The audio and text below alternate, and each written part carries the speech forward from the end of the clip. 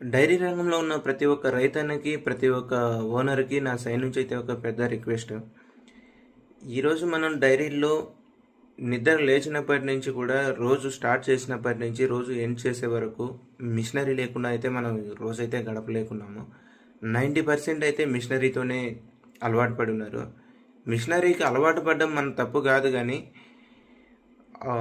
చేసే ప్రతి పనిలో అయితే సేఫ్టీ అయితే మెయిన్ అయితే ఇంపార్టెంట్.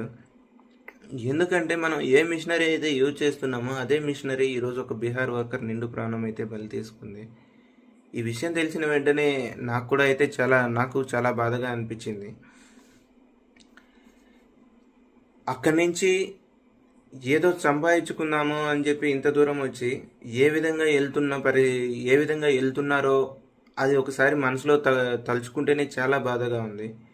ప్రతి ఒక్క డైరీ ఫామ్ ఓనర్కి కానీ, ప్రతి ఒక్క రైతుకు కానీ నేను చెప్పేది ఏంటంటే, డైరీలో ఏ పని ఉన్నా కానీ కొంచెం అటు ఇటుగా జరుగుతుంది.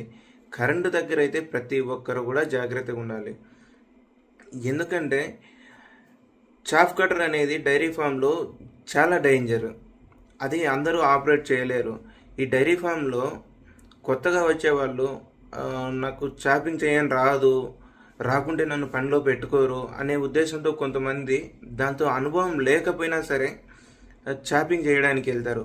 ఇదే విధంగా చాపింగ్ చేయడానికి వెళ్ళి గత 6 సంవత్సరాల ముందు ఒకతను చాప్ కట్టర్లో చేతులు పెట్టేసి అతనికి 2 చేతులు అయితే కట్ అయిపోయినాయి. అదొక రకమైతే ఈరోజు ఈ వీడియోలో జరిగిన ఇన్సిడెంట్ మరీ ఘోరంగా ఉంది. చూడండి, ఒక 22 ఏళ్ళు ఉంటాయి ఈ అబ్బాయికి. ఈ అబ్బాయి చూడండి ఎట్లా ఇదైపోయాడో. చూస్తుంటేనే చాలా బాధగా అనిపిస్తుంది. నా సైడ్ నుంచి అయితే నేనైతే రిక్వెస్ట్ చేసుకొని అయితే చెప్తున్నాను. ఫామ్లో మన పని మనం చేసుకోవచ్చు, లేదా పక్కన వాళ్ళు చేయొచ్చు. ఈ పవర్ సప్లై అనేది ఏదైతే ఉంటుందో అది పర్ఫెక్ట్గా ఉండేలాగా ప్రతి ఒక్కరైతే చూసుకోవాలని చెప్పి అయితే నేను చెప్తాను.